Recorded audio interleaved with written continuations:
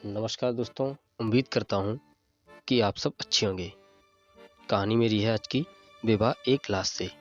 ठीक है दोस्तों, आज की कहानी मैं आपके सामने प्रस्तुत करता हूँ। शिमला के माल रोड पर रोहित बहुत संभल कर कार चला रहा था। पहली बार ऐसी घुमावदार सड़कों का पाला पड़ा था। उसने देखा दोनों तरफ बड़ी अच्छी हरियाली थी, खुशगवार मौसम, हसीन वादियाँ। ऐसे में एफएम पर गाना बजने लगा, किसी नजर को तेरा इंतजार आज भी है। और एतवार फिल्म की शूटिंग भी शिमला की है। कुछ पल के लिए उसका ध्यान इधर उधर हुआ और देखते ही देखते दुर्घटना हो गई। एक वृद्ध महिला कार से टकरा गई। गलती उस महिला की ही है, लेकिन जनता कार सवार को ही घेरती है और 100 बखेड़े खड़ा कर देती है। जल्दी से ब्रेक लेकर गाड़ी रोकी और उस महिला को उठाकर देखने की कोशिश की, कहीं लगी तो नहीं, मगर उठाते ही वो झूल गई, बिल्कुल फिल्मी स्टाइल में। चोट तो कहीं नहीं लगी थी, लगती भी कैसे, कार से दूर वो गिर गई थी। शायद टक्कर से हार्ट अटैक आ गया होगा। जो भी हो, यहाँ से लेकर हॉस्पिटल में तो जाना ही होगा।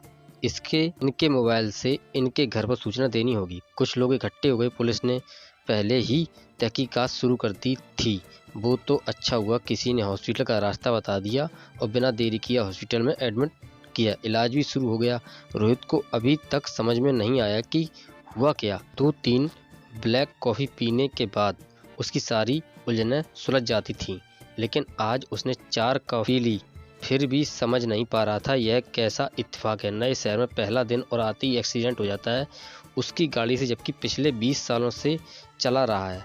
आज से पहले कभी नहीं हुआ। सिर्फ एक्सीडेंट होना ही बड़ी बात नहीं, बल्कि उस अजनबी महिला के मोबाइल से में उसका नंबर होना अधिक हैरत में डालने वाली बात। रोहित सारी घटनाओं को दोहरा कर समझना चाहता था। उसे याद आया कि चाय बड़ी कमाल की चीज़ होती है, अम्मा कहती थी। उसने चाय मांगी और वापस कार में बैठकर याद करने लगा। हाँ, वो धीरे धीरे ही कार चला रहा था। अचानक एक वृद्ध महिला सामने आ गई। उसने ब्रेक लेकर गाड़ी रोक ली थी और गाड़ी के सामने वो महिला गिरी मिली। उसने उन्हें उठाने की कोशिश की, देखा कहीं कोई चोट खरोंच निशान नहीं था। जैसे ही उसने उठाया उसका सर झूल गया था, ऐसे मानो पुरानी हिंदी फिल्मों में हीरो के बाहों में आते ही हीरोइनें दम तोड़ देती हैं। नहीं नहीं, अभी वो जिंदा है, ऐसे ख्याल क्यों आ रहे? अगर वो दम तोड़ देती उसे सजा हो जाएगी। इस उम्र कत्ल का इल्जाम कैसे सामना कर पाएगा? रीना और बच्चों का? नहीं नहीं नहीं, उन्हें कुछ नहीं होना चाहिए। हे ईश्वर, आज तक मैंने अपने लिए कुछ नहीं मांगा, पहली बार उस महिला की जिंदगी मांग रहा हूँ। कोई रिश्ता नहीं है, ना ही कोई पहचान, बल्कि आज पहली बार शहर में निकला था गृहस्थी का जरूरी सामान लेने, और तभी ये हादसा और भयानक तब लगा जब उसके मोबाइल से कॉल आने पर रोहित का मोबाइल बजने लगा। रोहित उन्हें बिल्कुल नहीं पहचानता, लेकिन वक्त की नजाकत को समझते हुए वहाँ से निकलने में ही भलाई थी। लेकिन वह हॉस्पिटल में भर्ती कराया, वहाँ रुकना और बहस में पड़ना केस को अधिक उलझा सकता था। अब ईश्वर ही उन्हें ठीक कर दे, होश में आ जाएं, फिर उनका पता ठिकाना पूछकर घर छोड़ा जाए। लेकिन आखिर उसके मोबाइल में रोहित का नंबर कैसे सेव था? कुल 7 नंबर ही थे, जिसमें डॉक्टर, पानी वाला, दूध वाला, ग्रोसरी वाला, टेलर और रोहित का मतलब कोई परिवार वाला नहीं। सिंगल रहती थी। एक आइडिया आया, ग्रोसरी शॉप पर फोन लगाकर घर का पता लगाया जा सकता है। चाय का कमाल हो ही गया। झट से उसने फोन लगाया।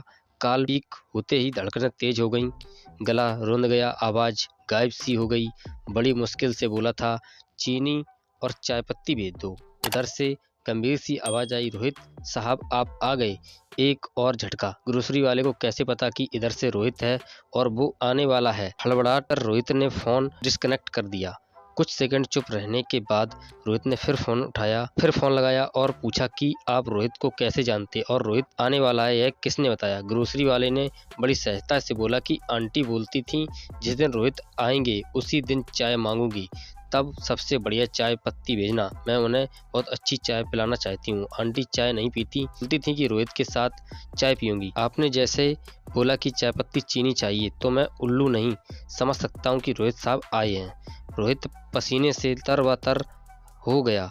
उसने ठीक से शक्ल भी नहीं देखी थी। उसने सोचा एक्सीडेंट की बता देना ही सही होगा और बता दिया कि सीधा हॉस्पिटल आइए और उनके परिवार वालों को बता दीजिए। ग्रोसरी वाले ने अजीब तरह से हंसा। उनका परिवार तो आपसे है, मैं क्या बताऊं? रोहित का मन हो रहा था अपना ही सर फोड़ ले, ये क्या मुसीबत है। बात उलझने के बजाय उलझती ही जा रही। उसने आखिरी सीप ली और डस्टबिन की तरफ बढ़ने लगा। तभी सिस्टर ने आवाज़ दी। पेशेंट को होश आ गया। वो रोहित रोहित पुकार रही थी। दोस्तों, ये कहानी आपको कैसी लगी? अच्छी लगी हो तो एक लाइक कर देना, चैनल सब्सक्राइब करना बिल्कुल मत भूलना। मिलते हैं ऐसे ही अगले पार्ट में, तब तक के लिए नमस्कार, जय हिंद, वंदे मातरम।